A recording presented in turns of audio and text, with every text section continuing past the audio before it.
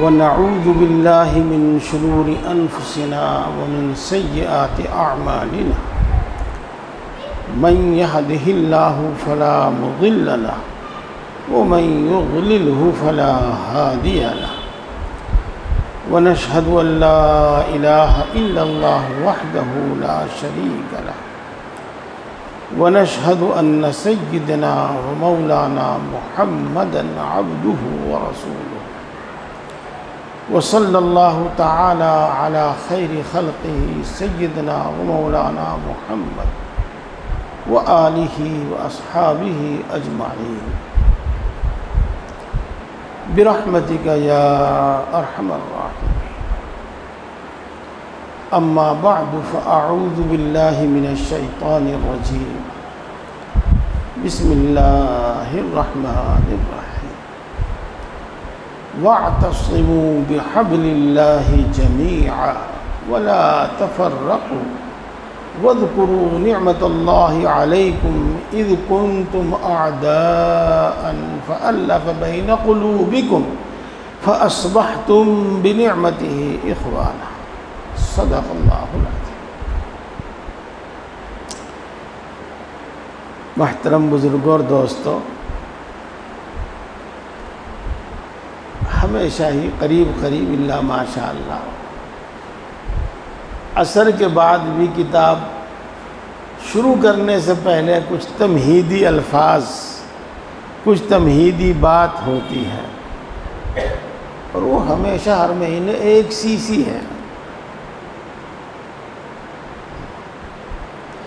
اور مغرب کے بعد جب بات شروع ہوتی ہے تو وہاں بھی ایک تمہیدی بات ہوتی ہے، شروعاتی بات ہوتی ہے،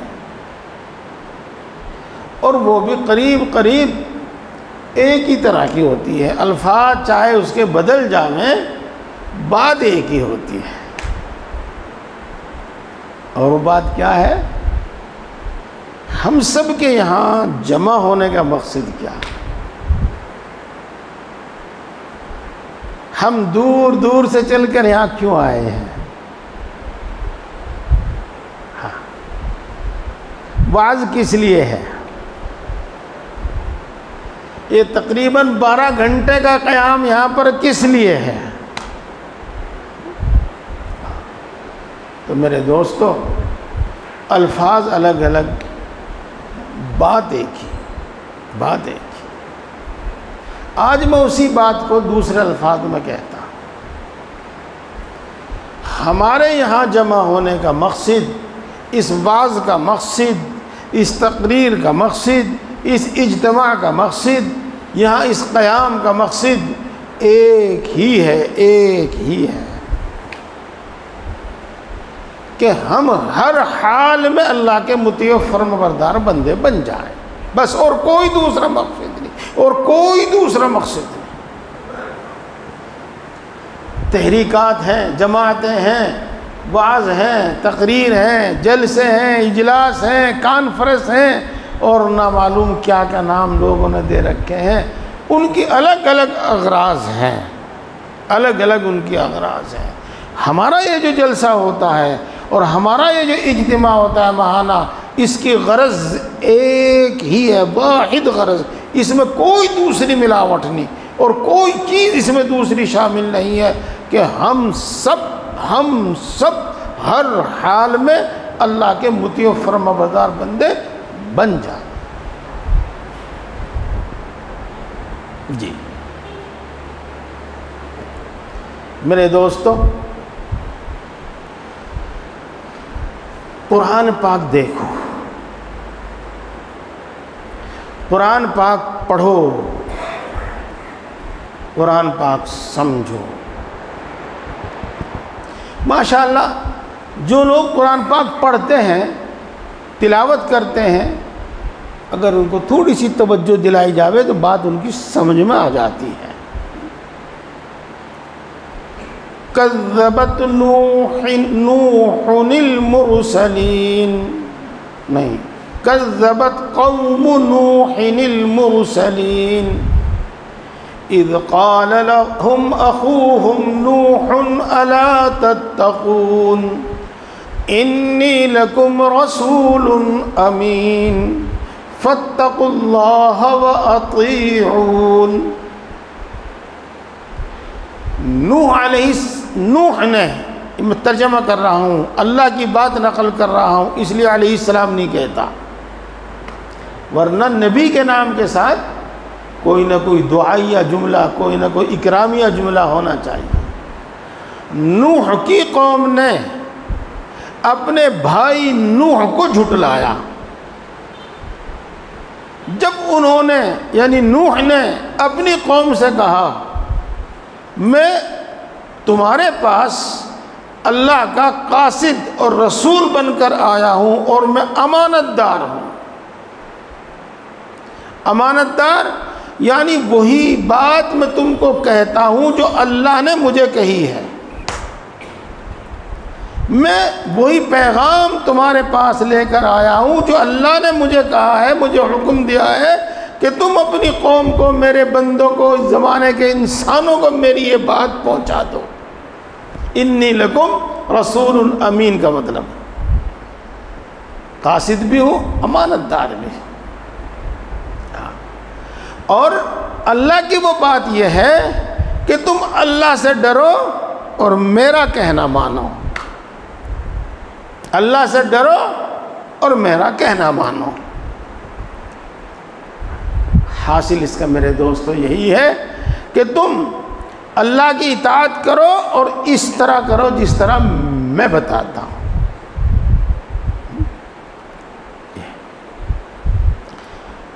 کذبت عاد المرسلین اذ قال لهم اخوهم ہود الا تتقون انی لکم رسول امین فاتقوا اللہ واطیعون۔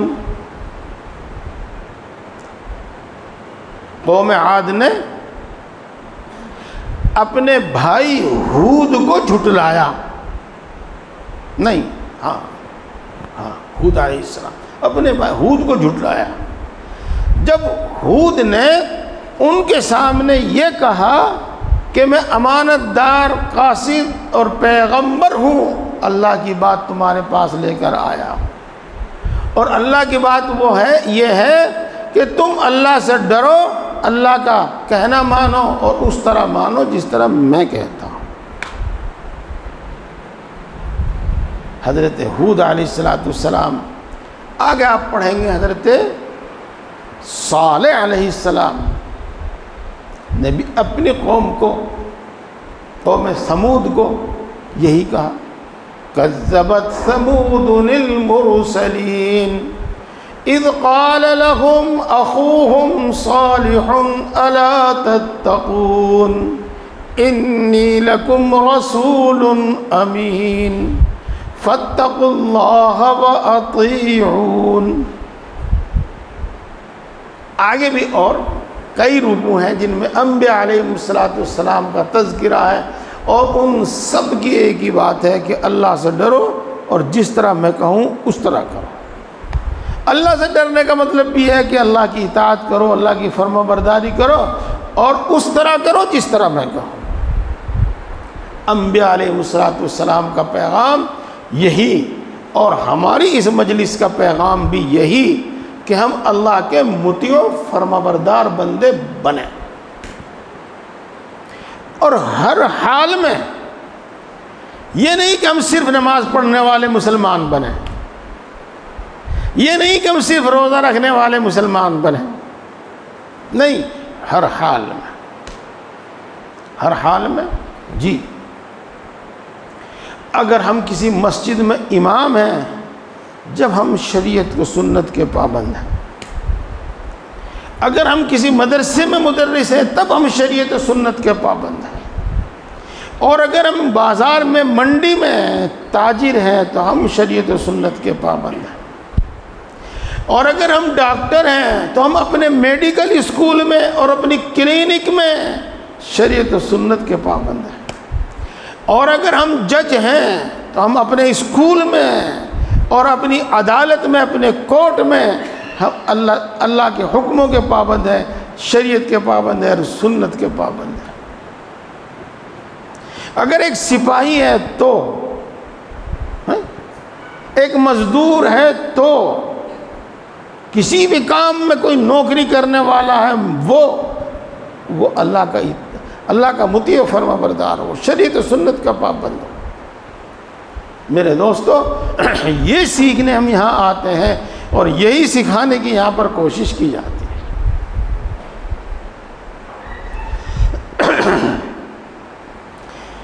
یہاں پر ایک بات اور دھیان سے سنیے گا، یہاں پر ایک بات اور میرے بھائیوں دھیان سے سنیے گا۔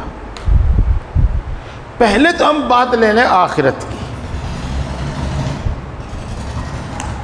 کہ آخرت میں بھی جو نجات ہوگی اور جو مغفرت ہوگی وہ دین پر اور پورے دین پر عمل کرنے سے ہوگی، وہ دین کے کسی ایک جز پر، دین کے کسی ایک حصے پر عمل کرنے سے نہیں ہوگی۔ مثال کے طور پر ایک شخص نماز پڑھتا ہے،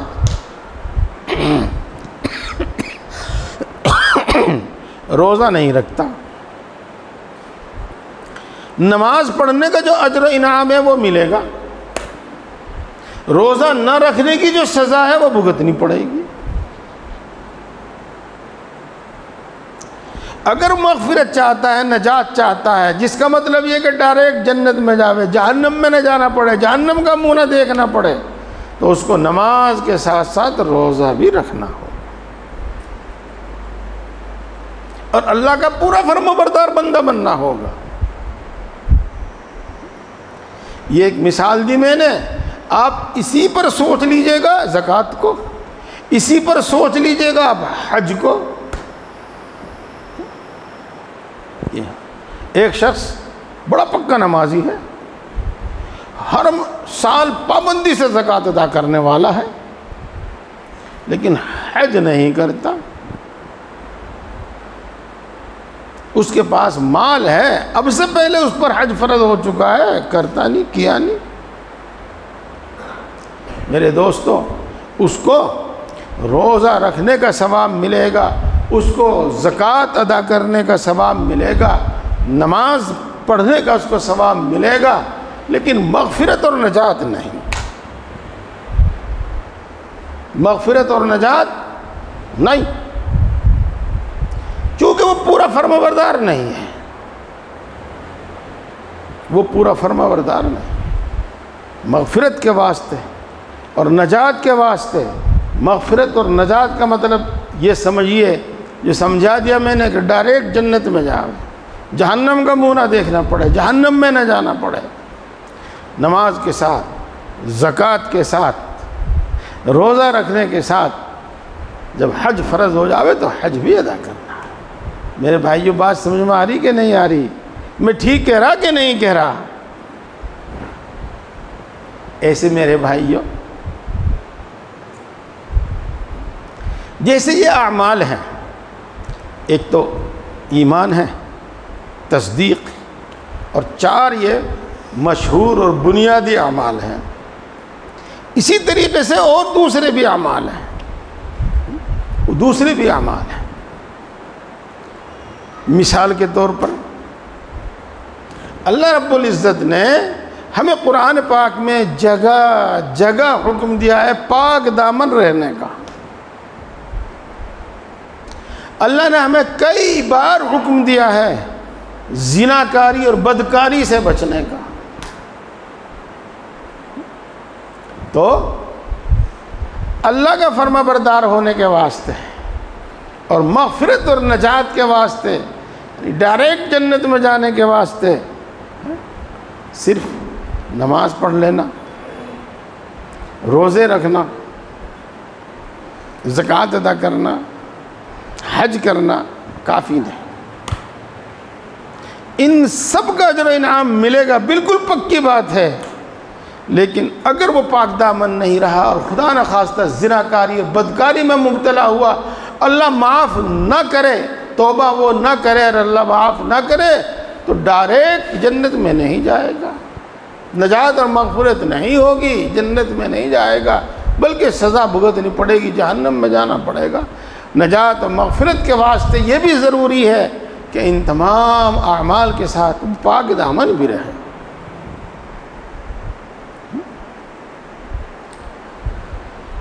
نماز، روزہ، حج، زکوٰۃ، پاک دامن رہنے کے ساتھ ساتھ اور بھی دوسرے کچھ ایسے اعمال ہیں کہ اگر ان میں سے کوئی وہ کرتا ہے، مثال کے طور پر نشہ کرتا ہے، تو نجات نہیں ہے،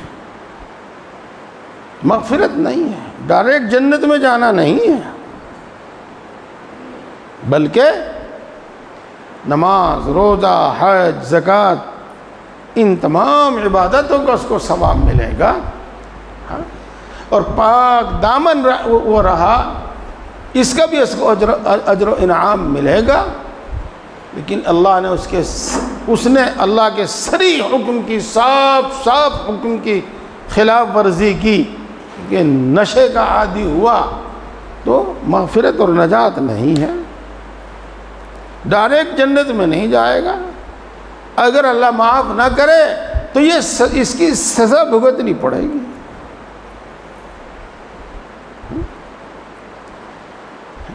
میرے پیارے بھائی اور میری پیاری بہنیں، یہاں میری آواز تو ان تک نہیں پہنچ رہی ہے، لیکن آپ کے واسطے سے ان تک بھی میری آواز پہنچے گی اور پہنچنی چاہیے۔ ہاں، داڑھی مردوں کے لیے، پردہ عورتوں کے لیے، پاک دامن رہنا تو سب کے لیے ضروری ہے،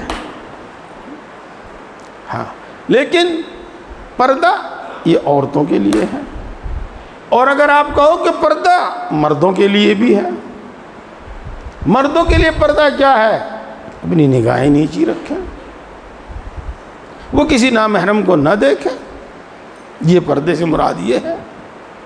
ہاں، یہ مطلب نہیں ہوتا کہ اگر کوئی آدھی ننگی، آدھی ڈھکی، آدھی کھلی بازار میں جا رہی ہے، سڑک میں جا رہی ہے، تو اس کا کام تھا چھپنا، اگر وہ سامنے آ رہی ہے تو ہم جی بھر کے دیکھیں،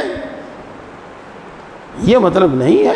ہم پر بھی ایک حکم عائد ہوتا ہے کہ کوئی کسی بھی حالت میں ہے، تم اپنی نگاہ نیچی رکھو، تم اس کو نگاہ اٹھا کر مت دیکھو۔ یہ اس معنی کا پردہ ہمارے لیے بھی ہے، ہمارے لیے داڑھی ہے۔ یاد رکھو، اس سلسلے میں بڑی کوتاہی ہو رہی ہے، بڑی کوتاہی ہو رہی ہے۔ ہم بہت زمانے سے سنتے چلے آ رہے ہیں، بہت زمانے سے سنتے چلے آ رہے ہیں، اور اب کچھ دماغ ایسا ہو گیا، اب دماغ کچھ ایسا ہو گیا کہ الٹی بات کریں، اور سیدھی بات اور سلٹی بات سننے اور سمجھنے کو تیار نہیں ہے۔ پہلے ہمیں یہ امید تھی کہ ہمارے علماء فضلاء ہماری بات کو، صحیح بات کو سنتے اور سمجھتے ہیں، اور بڑی مضبوطی کے ساتھ اس کو آگے امت تک پہنچاتے ہیں، لیکن ہم نے دیکھا کہ ہمارے دارالعلوم، ہمارے مدارالعلوم، ہمارے ندوۃ العلماء اور دوسرے بڑے بڑے اداروں سے فارغ ہونے والے، ان کے اندر بھی کمزوری آ گئی،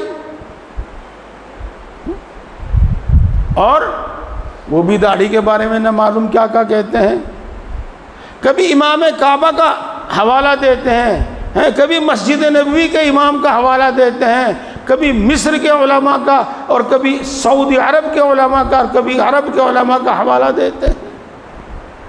یاد رکھو، داڑھی رکھنا فرض ہے، فرض۔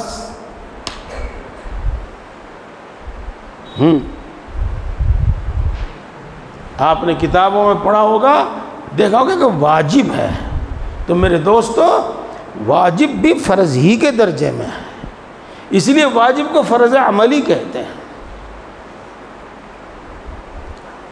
تو کسی کے دھوکے میں نہ آئیں، ہم نے آپ کو بتا دیا، وہ علماء مصر ہوں، علماء عرب ہوں، ائمہ عرب ہوں، مفتیان عرب ہوں، وہ 10 تفسیری کتابوں کے مفسر ہوں، اور وہ حدیث کے ماہر ہوں، لیکن داڑھی کٹاتے ہوں تو گناہ گار ہیں، فاسق ہیں۔ جی امت کا اس پر اجماع ہے، تمام انبیاء کے داڑھی تھی، تمام صحابہ کے داڑھی تھی، تمام تابعین کے داڑھی تھی، تمام ائمہ اربعہ، بلکہ ان کے علاوہ بھی کسی امام کا ذکر نہیں ملتا کہ وہ یوں کہتے ہوں کہ داڑھی کٹانا جائز ہے، یا داڑھی کٹانا محض سنت ہے، اختیاری ہے، رکھیں یا نہ رکھیں۔ یہ تو میرے دوستو، یہ چند مثالیں میں نے آپ کے سامنے دی، اور یہ چند مثالیں دے کر میں آپ کو اب پورے یقین کے ساتھ، پورے اطمینان کے ساتھ کہہ رہا ہوں، اور آپ کو بھی بالکل یقین اور اطمینان حاصل ہوگا کہ نجات اور مغفرت جو ہے وہ پورے دین پر عمل کرنے سے ہے، اور اس کے بعد خطرہ ہی خطرہ ہے، اس کے بغیر خطرہ ہی خطرہ ہے۔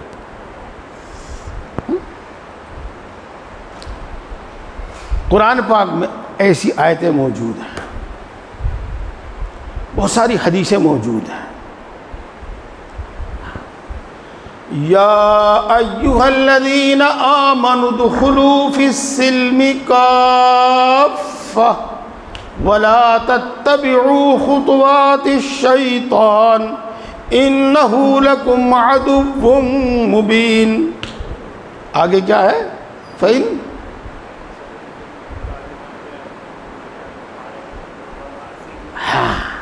تو میرے دوستو یہاں کچھ اور ہے،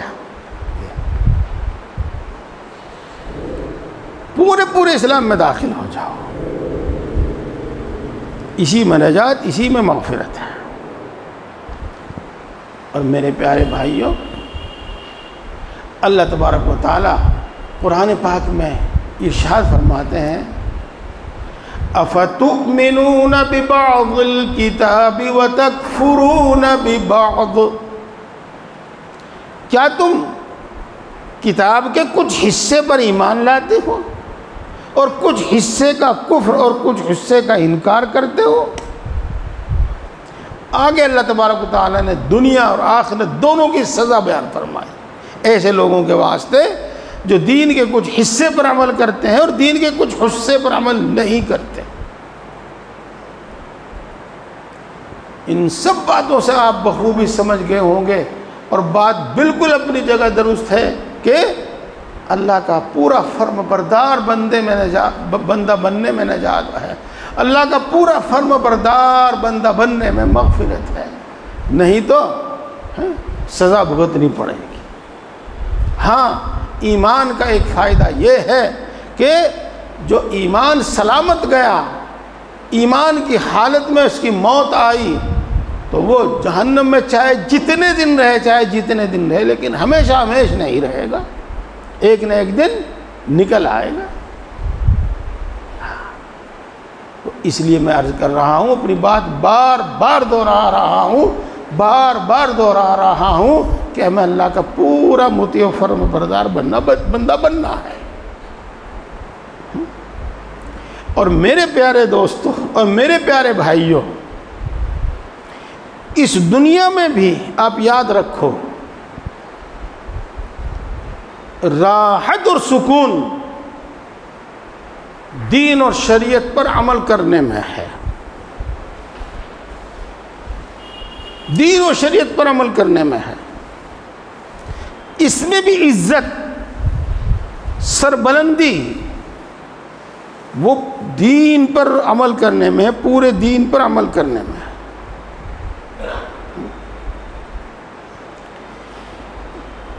دیکھو آج کل عام ذہن یہ بن چکا ہے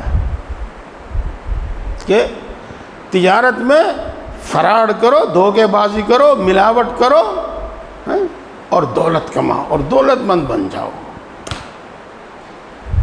یہ عام ذہن یہ بن گیا ہے، اور اس میں کوئی دہرائی بھی نہیں، اس میں کوئی سچائی بھی نہیں۔ سچائی ہے بالکل بات یہ کہ فراڈ کرنے سے اور دھوکے بازی کرنے سے آدمی کو دولت مل جاتی ہے،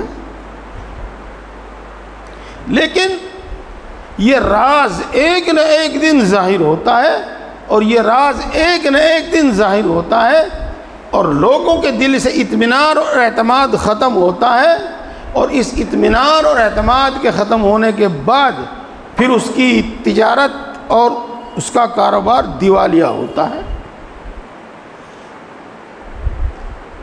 آنکھوں دیکھی کہہ رہا ہوں، کانوں سنی کہہ رہا ہوں، صرف اٹکل سے نہیں، صرف اٹکل سے نہیں جی پیارے بھائیوں، اللہ کا فضل، اللہ کا احسان ہے۔ اللہ نے عمل کی جتنی توفیق دی، عمل جو ہوتا ہے، کوتاہی بھی ہوتی ہے، لیکن اللہ نے دین کی سمجھ بہت اچھی دی، اپنے بزرگوں کی برکت سے، اپنے اساتذہ کی برکت سے، اللہ کے فضل سے۔ بہت لوگ آتے ہیں اپنی دکان کا، کاروبار کے نہ چلنے کا، دکان کے نہ چلنے کا وہ شکوہ شکایت کرتے ہیں۔ میرے بہت سارے بھائی تو ایسے ہیں کہ ان کو ایک تعویذ پکڑا دیں اور یوں کہتے ہیں کہ تیری دکان باندھ دی، وہ جھوٹے ہیں، وہ جھوٹے ہیں، فریبی ہیں۔ میں آپ کو قسم دے کر کہتا ہوں کہ ان کے پاس کبھی مت جانا، میں آپ کو قسم دے کر کہتا ہوں ان تعویذ گنڈے والوں اور علاج معالجہ کرنے والوں کے پاس بالکل نہ جانا۔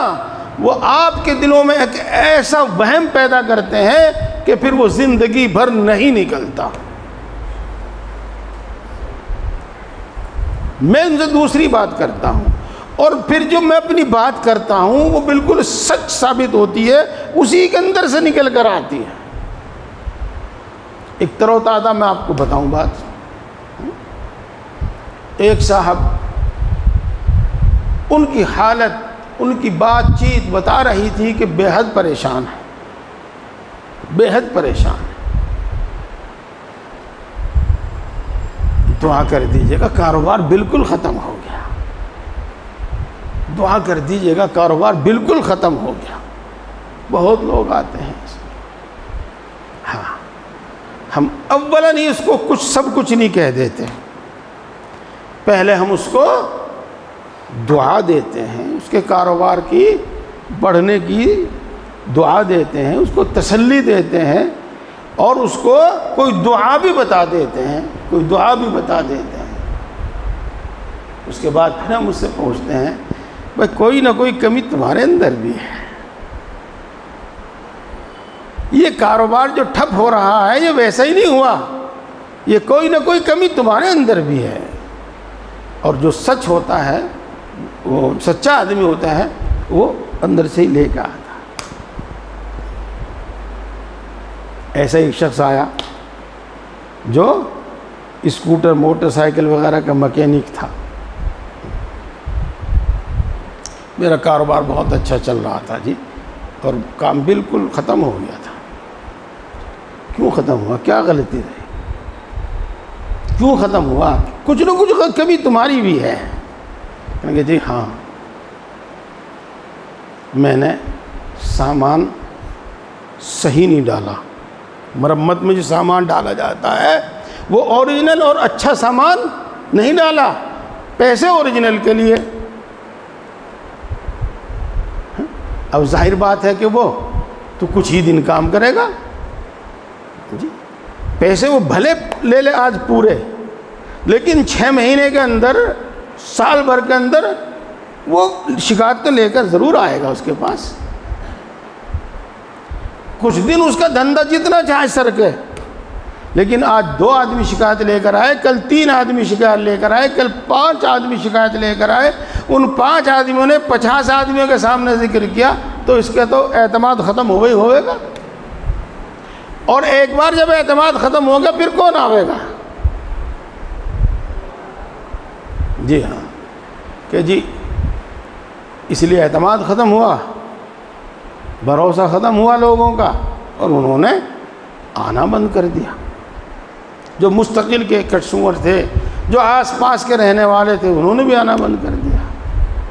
پھر میں نے یہ شروع کیا کہ یہ کہا کہ تم میرے پاس یہیں بیٹھو، میں دیکھو سب سامان اوریجنل ڈالتا ہوں۔ اب میں ان کو وہیں بٹھا کر سارا سامان اوریجنل ڈالتا ہوں۔ میں نے کہا وہ بھی تمہاری غلطی تھی اور یہ بھی تمہاری غلطی ہے، انہی دونوں کی وجہ سے تمہارا کاروبار ختم ہوا ہے۔ اس کا غلطی ہونا تو بالکل ظاہر ہے، لیکن اس کا غلط ہونا اس لیے ہے کہ کس کے پاس ٹائم ہے؟ آپ آدھا دن یا ایک دن میں ایک اور حال کرو گے تو پورے دن کون بیٹھا رہے گا تمہارے پاس؟ بعض مرتبہ اس میں تمہارے 2 دن لگ جائیں گے تو کون بیٹھا رہے گا تمہارے پاس 2 دن؟ دیکھو ان کو اپنے پاس بٹھاؤ یا نہ بٹھاؤ، کوئی بیٹھے یا نہ بیٹھے، آپ شرط نہ لگاؤ، لیکن آپ سامان صحیح ڈالیے اور آپ کام صحیح کیجیے۔ آپ کا کام بتائے گا کہ آپ نے صحیح سامان ڈالا کہ صحیح سامان نہیں ڈالا۔ جی تو میں نے ان کو اپنا بھی حال بتایا، بھائی اب تو کسی کے پاس وقت ہے نہیں اس طرح کا۔ اور دوسرے ملکوں میں تو ہم نے سنا ہے کہ اتنی سہولت فراہم کرتے ہیں وہ کہ صرف یہی نہیں کہ ان کی گاڑی کا حال کرتے ہیں، بلکہ اگر ان کی گاڑی کہیں راستے میں خراب ہو گئی وہ فون کرتے ہیں تو وہیں گاڑی لے کر پہنچتے ہیں، اور 1 دن 2 دن 3 دن جے دن میں بھی اس کی گاڑی صحیح ہوگی اس وقت تک اپنی گاڑی اس کو دے کر رکھتے ہیں، اور جب اس کی گاڑی تیار ہوتی ہے پھر اس کے پاس پہنچا کر آتے ہیں تاکہ اس کا کوئی کام نہ چھوٹے، اسے کسی کام میں خلل۔ تم نے شرط لگا دی کہ بھئی 1 دن یا 2 دن یہاں بیٹھو میرے پاس، جب میں کام کروں گا آپ کے لیے، تو یہ بات نکل کر آئی۔ چلو دونوں باتیں میں نے آپ کو سمجھا دی۔ میں اس سے یہ بھی آپ کو بتا رہا تھا کہ جب تک اس کا کام چلا، یوں نہ کہو بلکہ یوں کہو جب تک اس کا اعتماد بحال تھا تو وہ 5 روپے کے سامان کے 50 روپے لیتا تھا، اس کو ملتے تھے، لیکن یہی غلطی اس کو پھر لے ڈوبی، اب اس کا کاروبار ختم۔ پیارے بھائیوں سب جگہ یہی چلتا ہے، سب جگہ یہی چلتا ہے۔ ایک ڈاکٹر کے پاس 2 مریض مر جاویں، ایک ہاسپٹل میں 2 مریض مر جاویں، اعتماد خراب، میں تمہیں کہوں گا، تم کسی اور کو کہو گے، تم وہ کسی اور کو کہے گا، سب وہاں جو جاوے وہ تو مر کے ہی آوے، اب وہاں کو جاتا ہی نہیں۔ تو میرے پیارے بھائیوں امانت داری دیانت داری کے ساتھ جو کام ہوگا، جس سے دوسروں کا اعتماد بحال رہے گا، تو کاروبار چلے گا، اس کے بغیر نہیں چلے گا۔ اسی طریقے سے میرے پیارے بھائیوں بہت ساری باتیں ہیں۔ آپ میرے پاس جب بھی فون کرتے ہیں میں غصے میں آپ سے بات کرتا ہوں، آپ 2 مرتبہ کریں گے 3 مرتبہ کریں گے پھر تو فون ہی کرنا بند کر دیں گے۔ تو ہم نے اللہ کے حکم پر عمل نہیں کیا، بردباری غصے کو پینے پر عمل نہیں کیا، یہ اس کا نتیجہ ہے۔ آپ کا شو روم ہے، ہر مال اس کے اندر موجود ہے، لیکن آپ گاہک سے بدتمیزی سے بد اخلاقی سے بات کرتے، کسی کے اکرام و احترام نہیں کرتے، تو ظاہر بات ہے کہ آپ کی چوکھٹ پہ کوئی قدم نہیں رکھنے کو تیار ہوگا۔ یہ میں وہ بات بتا رہا ہوں آپ کو، میں وہ مثالیں دے رہا ہوں آپ کو کہ جو ہمارے آپ کے آنکھوں کے سامنے ہیں، جن کو سمجھانے کی ضرورت نہیں ہے۔ میرے بھائیوں یہ اعتماد جس کا لفظ آ رہا ہے، اعتماد اور بھروسہ، یہ امانت داری سے آتا ہے، یہ سچ بولنے سے ہوتا ہے، یہ وعدہ پورا کرنے سے ہوتا ہے، وقت پر اپنا وعدہ پورا کرنے سے ہوتا ہے۔ اسی طریقے سے لوگوں کے دل مائل ہوتے ہیں، چاہے وہ امام ہو، چاہے وہ مدرس ہو، چاہے وہ عالم اور مفتی ہو، چاہے وہ کوئی کاریگر ہو، چاہے وہ تاجر ہو، لوگوں کے دل متاثر ہوتے ہیں، متوجہ ہوتے ہیں اخلاق کے ساتھ بات کرنے سے، نرم بات کرنے سے، آنے والے کا اکرام کرنے سے، اس کی عزت نفس کا احترام کرنے سے، انہی چیزوں کا ہمیں حکم دیا گیا ہے دین میں۔ اسی طریقے سے آپ سمجھ لو۔ ایسے میرے دوستو، میں بالکل کھل کر کہہ رہا ہوں، اور اس لیے کھل کر کہہ رہا ہوں کہ مجھے آپ پر پورا اعتماد ہے، پورا بھروسہ ہے کہ آپ میری بات کو سمجھیں گے اور میری بات کو مانیں گے، آپ میری بات کا برا نہیں مانیں گے۔ جی آج جو ہم نے اپنے آپ کو نہ مسلمان چھوڑا نہ ہندو چھوڑا، ہماری بے عزتی، بے وقاتی کا ایک بڑا سبب یہ ہے، ہم اپنے دین پر، اپنی تہذیب پر خود قائم نہیں ہیں، خود قائم نہیں۔ چونکہ میرے شیخ حضرت مولانا مسیح اللہ خان صاحب جلال آباد نور اللہ مرقدہ کے ہاں تو بڑے بڑے علماء ہوا کرتے تھے، وہاں تو اشارے بھی کافی ہوا کرتے تھے۔ حضرت ایک قصہ سنایا کرتے تھے، بات وہی جو میں آپ کو سمجھا رہا ہوں۔ آپ نے دیکھا ہوگا کہ ایک جانور ہے بڑا سفید، پرندہ بڑا سفید، بڑا خوبصورت، اس کو ہنس کہتے ہیں، ہنس۔ اور ایک کوا، تو حضرت فرمایا کرتے تھے کہ ایک کوے نے اپنے پروں میں ہنس کے یعنی سفید پر لگائے، تو وہ کچھ کالا ہو گیا اور کچھ سفید ہو گیا۔ وہ کووں میں گیا تو انہوں نے پنجے اور ٹھونگ مار مار کے اس کو بھگایا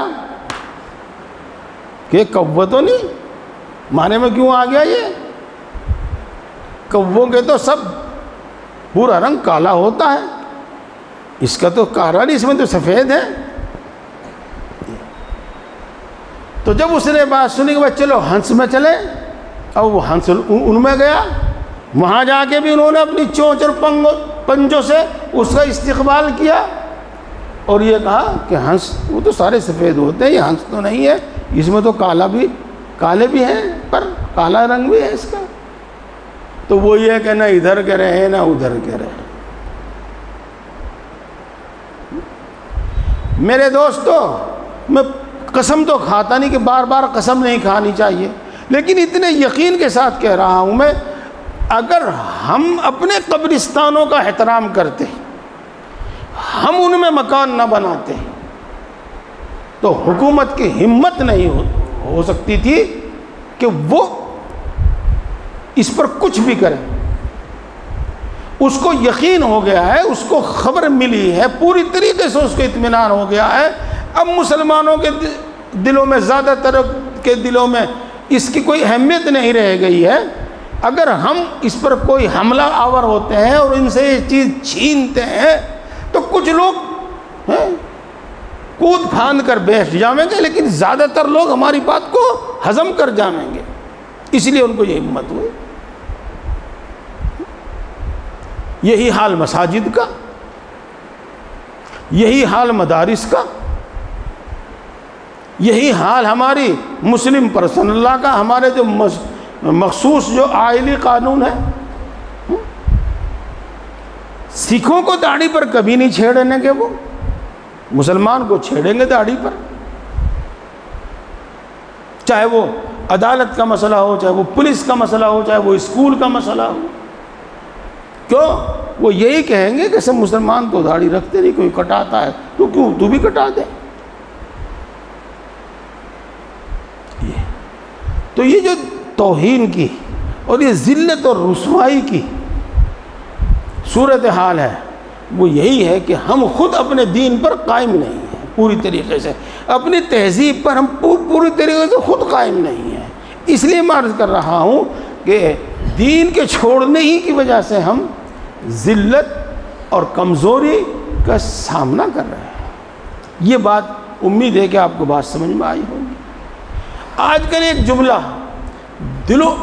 بہت لوگ بول رہے ہیں، لیکن وہ دل میں جا کر تیر کی طرح لگتا ہے، اور بعض مرتبہ تو برداشت سے باہر ہو جاتا ہے.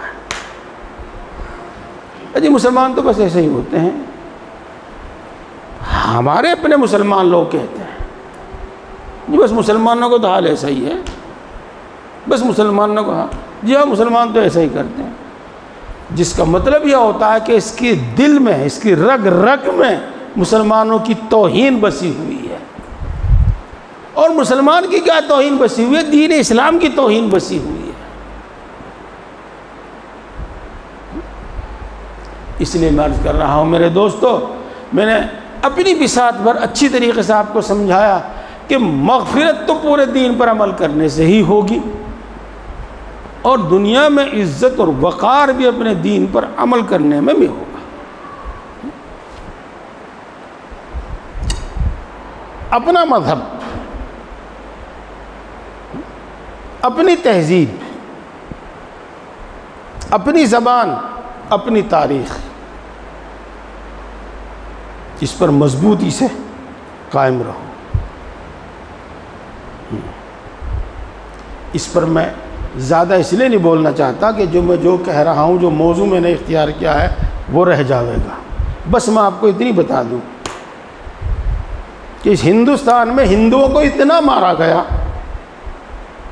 اور ان کو اتنا دور رکھا گیا, اور وہ اپنے عبادات اور مذہب سے اتنے دور ہو گئے ان 1200 سالوں کے اندر کہ انہیں یہی پتہ نہیں رہا کہ ہم کون ہیں, انہیں یہی پتہ نہیں رہا کہ ہمارا مذہب کیا ہے.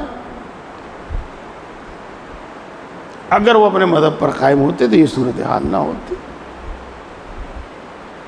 جی اب ان کے اندر بڑا جوش ہے, تو میں عرض یہ کر رہا ہوں. بہرحال ان دونوں باتوں سے میں آپ کو یہ سمجھانا چاہ رہا تھا کہ ہماری ضرورت ہے اللہ تبارک و تعالیٰ کی پوری اطاعت کرنا. ہماری ضرورت ہے دین پر پورا عمل کرنا. جی ہاں, جب ہی انشاءاللہ العزیز یہاں بھی اور آخرت میں بھی موج ہی موج ہے, مزہ ہی مزہ. میرے پیارے بھائیوں, یہ بات میں نے اپنی بساط بھر آپ کو اچھی طرح تفصیل سے بتائی, اور امید رکھتا ہوں کہ یہ آپ کو بھی اچھی طرح سمجھ میں آ گئی ہوگی, آپ کے بھی دل میں اتر گئی ہوگی. اب میں آپ کو اگلی بات بتاتا ہوں, اور وہ یہ ہے میرے بھائیوں کہ ہمارا جو عمل ہے, ہمارے جو کام ہیں, بلکہ ہماری جو بات ہے وہ ہماری سوچ کے مطابق ہے, ہماری سوچ کے مطابق ہے. جیسی ہماری سوچ ہوگی, جیسا ہمارا نظریہ ہوگا, جیسا ہمارا عقیدہ ہوگا, اسی کے مطابق ہمارا عمل بھی ہوگا. اس بات کو سمجھو, اور میں انشاءاللہ مثالوں سے آپ کو سمجھاؤں گا اور سمجھیں گے آپ. ایک شخص کی سوچ یہ ہے, ارے بھائی غصہ کرنے میں کیا دھرا, نرمی سے بات کرنی چاہیے, غصہ نہیں کرنا چاہیے. اب میرے بھائی اس کی یہ سوچ ہے, تو آپ اس کا عمل بھی اسی کے مطابق دیکھیں گے. وہ تمہیں زور سے بات نہیں کرے گا, گالی نہیں دے گا. اس کی سوچ یہ ہے کہ نرم مزاجی اچھی ہے, تو اس کی بات بھی نرم ہی ہوگی. اس کی سوچ یہ ہے کہ لڑائی بڑھائی کوئی اچھی چیز نہیں ہے, اس کی بات بھی ایسی ہی ہوگی جو لڑائی بڑھائی نہ ہو. اس کا عمل بھی یہی ہوگا کہ لڑائی بڑھائی نہ ہو. اور جس شخص کی سوچ یہ ہے نرمی سے نہیں بھائی کام چلتا, جی نرمی سے تو آدمی غلط فائدہ اٹھاوے, اور اینٹ کا جواب پتھر سے دو جب بات بنے گی. اب اس کا عمل دیکھ لینا آپ کیا ہوگا. ہم روز دیکھتے ہیں بازار میں, آپ بھی دیکھتے ہوں گے.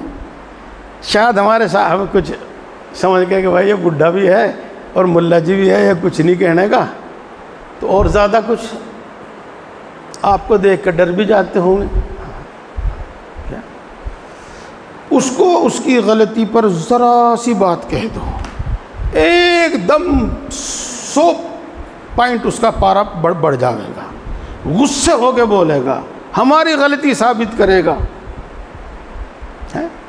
اور بات تھوڑی سی بھی آگے بڑھی تو دھمکی پر آ جائے گا، اور بات تھوڑی سی بھی آگے بڑھی تو اس کا ہاتھ گریبان پر ہوگا، اور ہو سکتا ہے کہ تماچا مارے۔ یہ آپ دیکھتے ہیں اپنی زندگی۔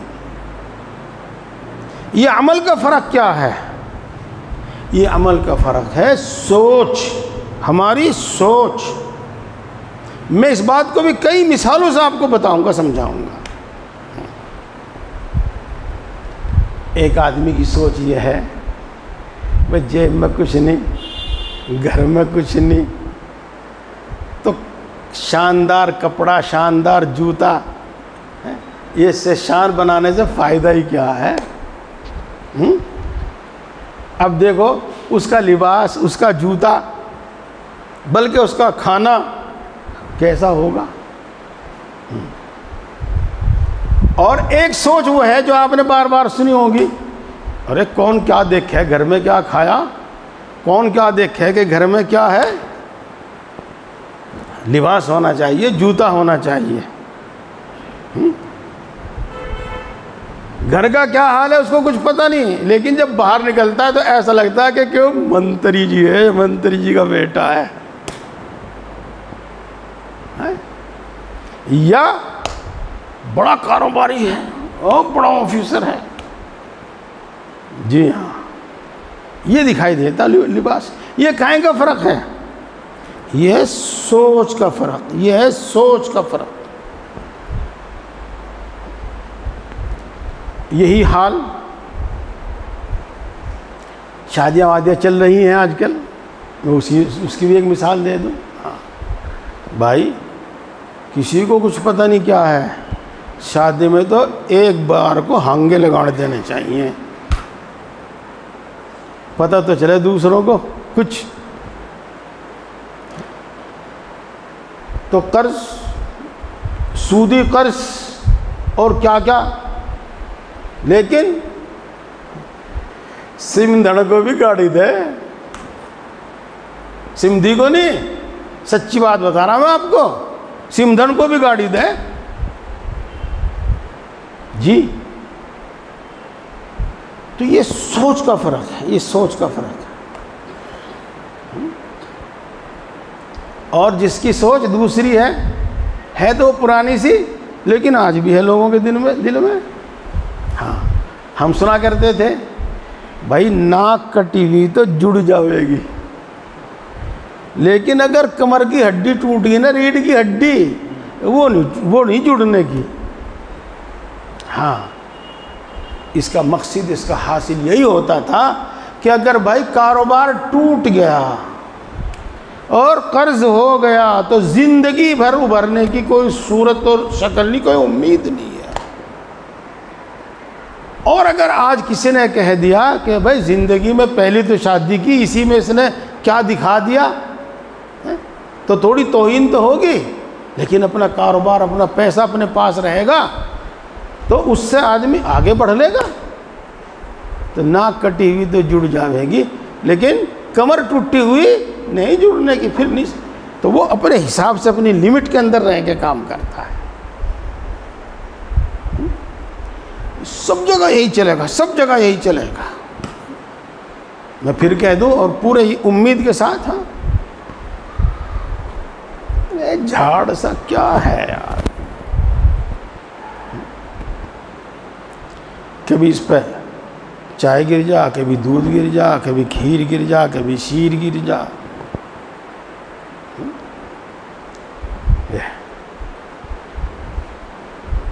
بڈھا سا لگے اس سے، یہ اس کی سوچ ہے۔ اب کیا ہوگا؟ ہاں پہلے تو نائی کو کہہ دے گا ارے سیٹ سی کر دے، ذرا اسے تھوڑی سی چھوٹی کر دے اسے، اور پھر ہوتے ہوتے اس طرح بات جائے گا۔ ایک شخص یہ کہتا ہے اللہ کے نبیوں کی سنت ہے، مرد کی شان ہے، مرد کی اس سے عزت ہے، اور بالکل صحیح بات ہے۔ اب اس کا عمل دوسرا ہوگا۔ پیارے بھائیوں، یہ بہت ساری مثالیں ہو گئی، اور آپ کو اس سے اچھی طرح جو میں سمجھانا چاہتا وہ سمجھ میں آ گیا ہوگا کہ آدمی کا جو عمل ہوتا ہے اور آدمی کی جو بات ہوتی ہے وہ اس کی سوچ کے تابع ہوتی ہے۔ جیسی اس کی سوچ ہوتی ہے ویسا اس کا عمل ہوتا ہے، جیسی اس کی سوچ ہوتی ہے ویسا اس کا عمل ہوتا ہے۔ اس لیے میرے دوستو، اپنی سوچ اسلامی بناؤ، اپنی سوچ دینی بناؤ، اپنی سوچ صحابہ جیسی بناؤ، اپنی سوچ انبیاء جیسی بناؤ۔ اگر ہماری سوچ، ہمارا نظریہ، ہمارا عقیدہ وہ دینی اور مذہبی ہوگا تو ہم دینی اور مذہبی اعمال آسانی سے کریں گے۔ انبیاء جیسی سوچ، صحابہ جیسی سوچ، اللہ کے نیک بندوں جیسی سوچ، تو ہمارے اعمال بھی انہی جیسے ہو جائیں گے، ہمارے اعمال بھی اسی جیسے ہو جائیں گے۔ ہاں، وقت بھی ہو گیا، 8:45 بجے اذان ہو جائے گی۔ ہاں 15 منٹ ہیں، دعا بھی ہونی ہے، لیکن میں اس میں آپ کو مثال ہی ہے وہ بھی وہ بتانا چاہتا ہوں۔ ہم لوگ مسلمان، اور مسلمان کیا، دوسرے بہت سارے لوگ بھی اس بات کا یقین رکھتے ہیں، اس بات کا یقین نہیں رکھتے تو زبان سے تو کہتے ہیں کہ بھئی جو قسمت میں ہے وہی ہوگا، جو قسمت میں لکھا وہی ہوگا۔ لیکن زیادہ تر لوگوں کی یہ سوچ نہیں ہے، اور جن کی یہ سوچ ہے، جیسے کہ عصر کے بعد آیا تھا، اس سوچ اور اس یقین کا اثر ان کے دل پر نہیں ہے، اس واسطے عمل کچھ اور ہے۔ اس سلسلے میں اگر ہماری سوچ صحیح سوچ ہو جائے، قرآن والی سوچ، حدیث والی سوچ، دین والی سوچ، صحابہ والی سوچ، انبیاء والی سوچ، تو انشاءاللہ العزیز عمل بھی ہمارا صحیح ہوگا، اور ہم جو پریشان ہیں وہ پریشانی بھی ہماری کم از کم 2/3 تو ختم ہو جائے گی، 1/3 چاہے باقی رہ جائے۔ میرے دوستو، اس سلسلے میں انشاءاللہ پھر بات کروں گا۔ آج مختصر سی بات آپ سنیے، سماعت فرمائیے۔ آپ کے سہارنپور میں بھی تقدیر اور قسمت کے انکار کرنے والے موجود ہیں۔ آپ کے سہارنپور کے اسکولوں میں ایک لڑکی تقریر کرتی ہے، تقدیر اور قسمت کے خلاف تقریر کرتی ہے، اور اس کو کیا کہتے ہیں، اس کو بہت لائک ملتے ہیں، اس کو بہت لائک ملتے ہیں۔ اس کو اس سوچ کے غلط ہونے کی وجہ سے ہمارا عمل غلط ہوتا چلا گیا۔ پہلے قرآن پاک سے سنیے، آپ حدیثوں میں بھی آئے گا بات، آج تو میں صرف قرآن پاک کیا بتاؤں گا۔ اَهُمْ يَقْسِمُونَ رَحْمَةَ رَبِّكَ نَحْنُ قَسَمْنَا بَيْنَهُمْ مَعِيشَتَهُمْ وَرَفَعْنَا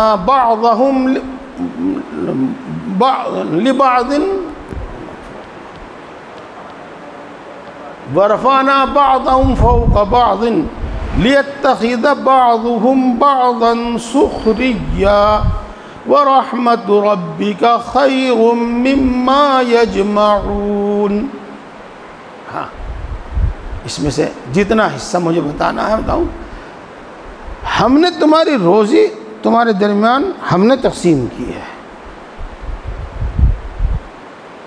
تمہاری روزی تمہارے درمیان ہم نے تقسیم کی ہے۔ اللہ ارشاد فرماتا ہے نحن قسمنا بینہم معیشتہم۔ پہلے تو میں آپ کو یہ بتا دوں کہ قسمنا، تقسیم اور قسمت، ان کا سب کا ایک ہی معنی، ایک ہی مطلب ہے۔ تو تقدیر اور قسمت قرآن پاک سے ثابت ہے، اس کا منکر کافر ہے۔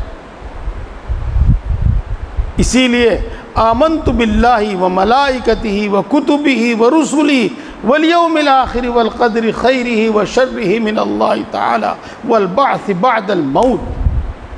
اللہ کی بنائی ہوئی بری تقدیر پر بھی میں ایمان لاتا ہوں، اللہ کی اچھی بنائی ہوئی تقدیر پر بھی میں ایمان لاتا ہوں۔ خیر، قرآن پاک کا نظریہ، ہمارا دینی اور مذہبی نظریہ یہ ہے، یہ آیت شریفہ بتا رہی ہے کہ اللہ تبارک و تعالیٰ نے روزی خود تقسیم کی ہے، اور اللہ تبارک و تعالیٰ نے کسی کی روزی زیادہ کر دی ہے اور کسی کی روزی کم کر دی ہے۔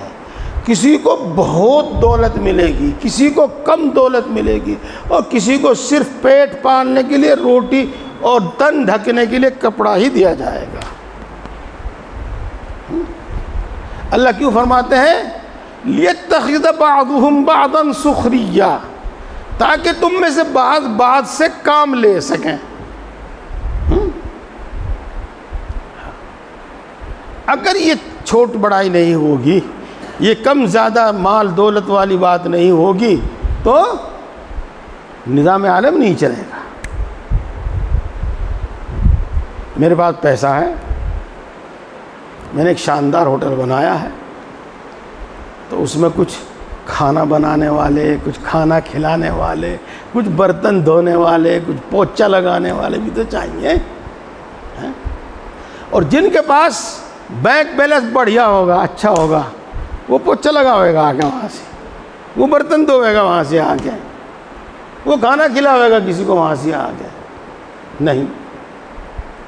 اور اس کے بغیر کام نہیں چلنے کا۔ پیسہ جتنا چاہے ہو، ہوٹل چاہے جتنا شاندار بنا لے، لیکن کیلا کیا کرے گا؟ کیلا چنا باڑ کو پڑے گا، آگے ایک دوسرے سے کام لے سکے۔ اس لیے اللہ تبارک و تعالیٰ نے اپنی قدرت سے، اپنے علم سے روزی تقسیم کی ہے، کسی کی روزی زیادہ اور کسی کی روزی کم۔ میرے دوستو، میں اس میں صرف دو باتیں بتانا چاہتا ہوں چونکہ وقت ہو گیا۔ پہلی بات تو آپ یہ سمجھ لیجئے گا کہ یہ تقسیم اور قسمت اللہ کا فعل ہے، ہمارا اس پر ایمان لانا ضروری ہے، لیکن اس کے واسطے یہ نہیں کہ ہم ہاتھ پیر نہ چلائیں، ہم محنت نہ کریں، ہم اسباب اختیار نہ کریں، نہیں۔ سنو، ایک ہی جملہ کہہ رہا ہوں، اس دنیا میں اسباب کے تحت ہی عطا کرتا ہے اللہ تبارک و تعالیٰ 999 پوائنٹ، اور 1000 میں سے ایک پوائنٹ بغیر اسباب کے بھی دے دیتا ہے وہ۔ تو یوں سمجھو آپ کہ کامیابی ملے گی تو اسباب سے، اور محرومی ملے گی تو اسباب سے۔ اس لیے اس قسمت کے ساتھ، تقدیر پر ایمان کے ساتھ اسباب اختیار کیجئے اور محنت کیجئے اور طلب کیجئے اور کوشش کیجئے۔ یہ ہماری طلب، یہ ہماری کوشش، یہ تقدیر پر ایمان کے خلاف نہیں ہے۔ جب صحابہ کرام رضوان اللہ تعالیٰ علیہ مجمعین نے پوچھا تھا تو اللہ کے رسول صلی اللہ علیہ وسلم نے ارشاد فرمایا تھا کہ اسباب بھی اور محنت بھی یہ تقدیر ہی کا حصہ ہے، باقی پھر سمجھاؤں گا۔ اور دوسری بات یہ بتائی کہ آپ کتنی بھی کوشش کر لیں، کتنی بھی محنت کر لیں، کوئی بھی پیشہ اختیار کر لیں، اگر اللہ نے آپ کی قسمت میں روزی کم لکھی ہے تو بس جتنی لکھی ہے وہی ملے گی۔ تو آپ پریشان نہ ہوں، ہر وقت بے چین نہ رہیں، ہر وقت اپنی بے عزتی اور توہین نہ محسوس کریں، اس کے لیے ناجائز اسباب اختیار نہ کریں۔ دیکھو یہ بات، یہ ہمارا عمل جو ہوگا ہمارے اس سوچ پر، ہمارے اس عقیدے کے مطابق ہوگا، نہیں تو وہی رہے گا جو کچھ ہاتھ پاؤں مارو، ہر جگہ ہاتھ پاؤں مارو اور پریشان رہو ہر جگہ۔ اسی طرح میرے دوستو، بات سے بات نکلتی جا رہی ہے، عام طور سے ہمارے یہاں کا بھی معاشرہ بن گیا کہ آدمی کا جو وقار ہے، آدمی کی جو عزت اور مرتبہ ہے، اس کا معیار، اس کا پیسہ، اس کا کاروبار ہے۔ یہ اسلامی سوچ نہیں ہے۔ یہ غلط سوچ ہے۔ اللہ نے اقرار فرمایا ان اکرمکم عند اللہ اتقاکم، جو جتنا متقی اتنا باعزت۔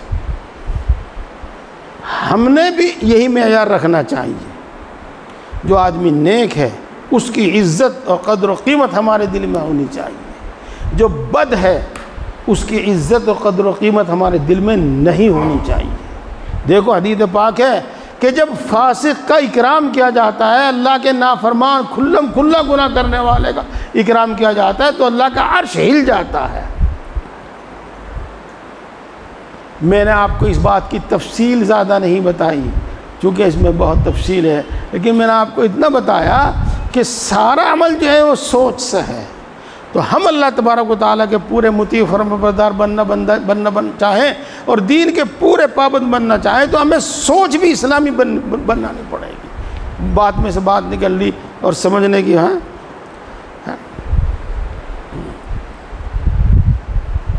جب تک ہماری یہ سوچ تھی کہ پردہ ہمارے لیے عزت اور احترام کی چیز ہے، جب تک ہم پردے میں رہتے، پردے میں ہماری بیٹیاں رہتی، پردے میں وہ نکلتی، جب یہ سوچ بن گئی کہ یہ تو غلط ہے، کیا فائدہ ہے اس کا، کیا ضرورت ہے اس کی؟ جس کی شہوت بڑھ کے وہ خود اپنی نگاہ کی حفاظت کریں، ہم تو بن سمن کر نکلیں گی، ہمارے تو جو مرضی میں ہوئے گا آدھا پورا لباس ہم تو وہ پہن لیں گے۔ جس کا دل دھڑکے وہ اپنے دل کو تھام کر رکھے۔ تو پیارے دوستو، برقع اٹھ گیا، برقع اٹھ گیا۔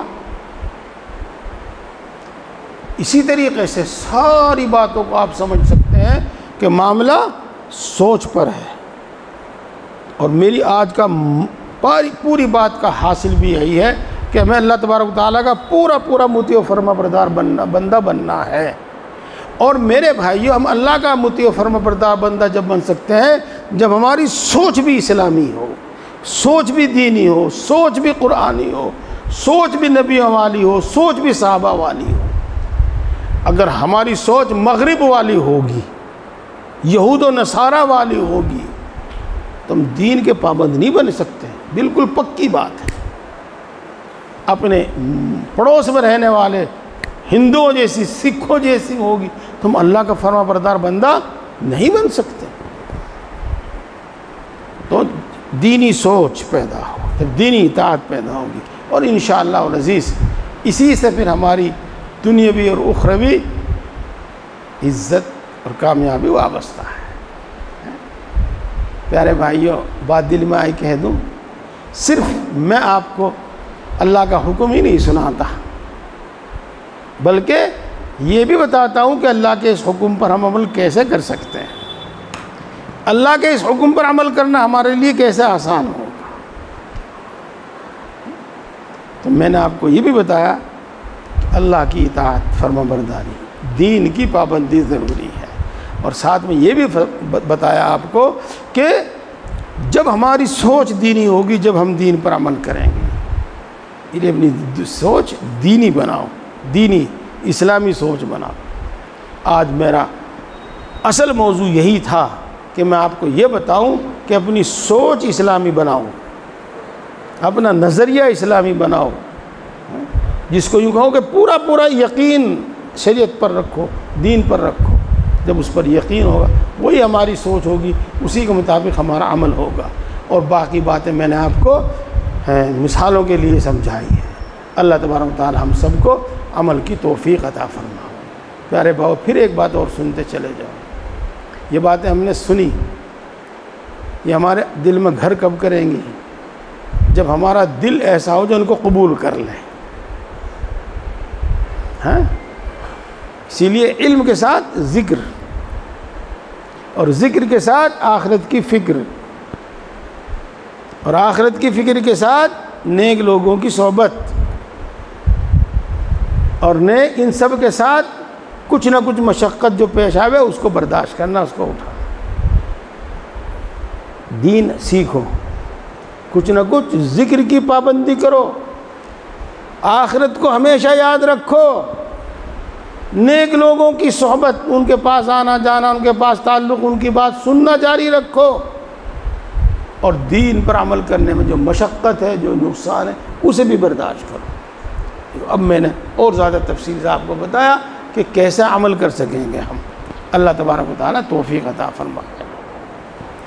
الحمدللہ رب العالمین الرحمن الرحیم مالک یوم الدین والصلاة والسلام علی سید الانبیاء والمرسلین محمد وآلہ واصحابہ اجمعین۔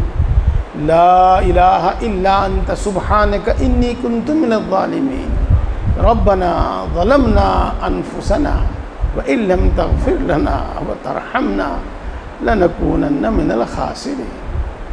اے اللہ تو سب سے بڑا ہے، ہر چیز پر قادر ہے، ہر چیز کا مالک ہے، ہر چیز کے خزانے تیرے قبضے میں ہیں، تیرے خزانے کبھی کم یا ختم ہونے والے نہیں ہیں۔ اے اللہ تو یقیناً بڑی طاقت والا ہے، تو نے ہی اپنی قدرت سے ساری کائنات بنائی ہے، ساری مخلوق بنائی ہے، تو ہی ساری مخلوق کا انتظام سنبھالتا ہے، تو ہی ساری مخلوق کو روزی پہنچاتا ہے۔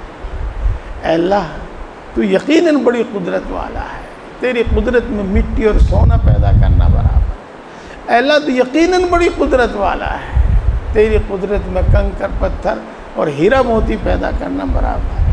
اے اللہ تو یقیناً بڑا مہربان ہے، سب پر مہربان ہے۔ اے اللہ ہم تیری انہی اچھی اور سچی صفات کے واسطے سے تجھ سے مانگتے ہیں، ہم سب کو ایمان کامل عطا فرما، ایمان کی لذت و حلاوت نصیب فرما، ایمانی تقاضوں پر عمل کرنے کی توفیق نصیب فرما، ایمانی صفات ہمارے اندر پیدا فرما، اپنے وعدوں کا یقین ہمارے دل میں پیدا فرما، اپنی محبت و معرفت عطا فرما، اپنا خوف عطا فرما، اپنے نبی کی محبت عطا فرما، نیک لوگوں کی محبت عطا فرما، دین کی صحیح سمجھ عطا فرما، ہم سب کو اپنے علم پر عمل کی توفیق نصیب فرما، یہاں جو ہم نے سنا ہے اس پر عمل کی توفیق نصیب فرما، ہم سب کو ہدایت عطا فرما، کل عالم کے انسانوں کو ہدایت عطا فرما۔ اے اللہ ذکر کرنے والی زبان عطا فرما، شکر کرنے والا دل عطا فرما، اپنی طاعت عبادت میں مشقت برداشت کرنے والا جسم عطا فرما۔ اے اللہ تیری نصرت کے بغیر، تیری توفیق کے بغیر کچھ بھی نہیں ہوتا، اپنی طاعت و عبادت کی ہمیں توفیق نصیب فرما، اپنی طاعت و عبادت کو ہمارے لیے آسان فرما۔ اے اللہ تیری شان بہت بلند ہے، تیری شایع نشان ہم عبادت نہیں کر پاتے، ہماری ناقص عبادتوں کو قبول فرما، آج تک جتنی نافرمانی ہوئی ہے تمام نافرمانیوں کو معاف فرما، ہر گناہ کو معاف فرما، پکی سچی توبہ نصیب فرما۔ اے اللہ ساری مخلوق تیری محتاج ہے، تو کسی کا محتاج نہیں ہے، ہم تیری ہی عبادت کرتے ہیں اور تجھی سے مانگتے ہیں اور تیرے سوا کسی سے کوئی امید نہیں رکھتے۔ اے اللہ اپنے فضل سے ہم سب کی تمام ضرورتیں پوری فرما، اپنے سوا کسی کا محتاج نہ بنا۔ اے اللہ بیماری اور بڑھاپے میں جب ہمارے ہاتھ پاؤں بھی ہمارا ساتھ نہ دیں اس وقت بھی کسی کا محتاج نہ بنا، اس وقت اپنے فضل سے ہمیں روزی زیادہ عطا فرما۔ اے اللہ ہم سب کو، ہمارے گھر کے تمام افراد کو، امت مسلمہ کے ہر فرد کو، خاص طور سے دعا کے لیے کہنے والوں کو اے اللہ صحت و قوت عطا فرما، شفاء کاملہ عاجلہ عطا فرما، خاص طور سے خطرناک قسم کی بیماریوں سے شفا نصیب فرما، خاص طور سے خطرناک قسم کی بیماریوں سے حفاظت فرما۔ اے اللہ خوشحالی عطا فرما، تنگ دستی سے حفاظت فرما۔ اے اللہ قرضوں سے سبکدوش فرما، قرضوں کی ادائیگی کی غیب سے صورتیں پیدا فرما۔ اے اللہ تو دلوں کی بات کو خوب جانتا ہے، تجھ پر کچھ بھی چھپا ہوا نہیں ہے۔ اے اللہ ہم سب کی جائز مرادیں پوری فرما، جائز تمنائیں پوری فرما، جائز مقاصد میں کامیابی عطا فرما۔ اے اللہ ہر مشکل کو آسان فرما، اے اللہ ہر پریشانی کو دور فرما، اے اللہ اے بگڑی کے بنانے والے ہر بگڑا ہوا کام بنا دے، اے اللہ اے قادر مطلق ہر اٹکا ہوا کام بنا دے، اے اللہ ہر اٹکا ہوا کام بنا دے، چین سکون کی عزت کی زندگی نصیب فرما، مرتے دم تک دین حق دین اسلام پر ثابت قدم فرما۔ اے اللہ تو ہزاروں لوگوں کو بہت لوگوں کو بغیر حساب کے بخشے گا، اللہ ہمیں بھی بغیر حساب کے بخش دیجئے، ہمیں بھی بغیر حساب کے معاف فرما دیجئے۔ اے اللہ پوری امت مسلمہ کی مغفرت فرما، اے اللہ امت کے اندر بیداری اور سمجھداری پیدا فرما، اسلام اور مسلمانوں کو عزت و قوت اور غلبہ نصیب فرما۔ اے اللہ ہر وہ خیر تجھ سے مانگتے ہیں جو تیرے نبی نے مانگی ہے ہم کو عطا فرما، ہر اس شر سے پناہ چاہتے ہیں جس سے تیرے نبی نے پناہ چاہی ہے، اے اللہ اس سے ہماری حفاظت فرما۔ اے اللہ جو مانگا ہے وہ بھی عطا فرما، اور جو مانگنے سے رہ گا وہ بھی عطا فرما۔ اے اللہ اپنے فضل و کرم سے اور اپنے نبی پاک حضرت محمد مصطفیٰ صلی اللہ علیہ وسلم کے صدقے اور طفیل سے ہماری تمام دعاؤں کو قبول فرما، ہمارے حق میں بھی قبول فرما، اور جو دعا کے لیے کہتے رہتے ہیں ان کے حق میں بھی قبول فرما۔ آمین آمین یا رب العالمین۔ ربنا تقبل منا انك انت السميع العليم وتب علينا انك انت التواب الرحيم۔ سبحان ربك رب العزة عما يصفون وسلام على المرسلين والحمد لله رب العالمين۔